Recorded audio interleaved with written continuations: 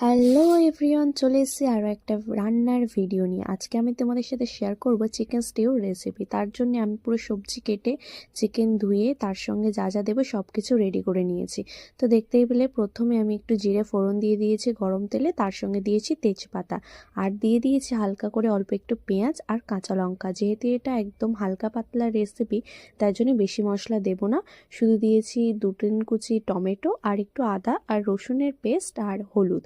তারপর আমি চিকেনগুলোকে দিয়ে দিয়েছি। চিকেনগুলোকে হালকা একটু ভাজা হয়ে আসলে তার মধ্যে দিয়ে দিয়েছি লবণ স্বাদ মতো। তারপর দিয়ে দিয়েছি আলু, গাজর, বিনস। আমি এই সবজিগুলো দিয়েছি, তোমরা চাইলে আরও অন্যান্য সবজিও অ্যাড করতে পারো।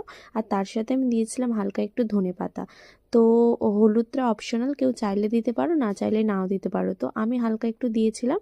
আর তারপর একটু কষে নেওয়ার পর দিয়ে দিয়েছিলাম গোলমরিচের গুঁড়ো। তারপর জল দিয়ে ভালো করে সেদ্ধ হয়ে গেলে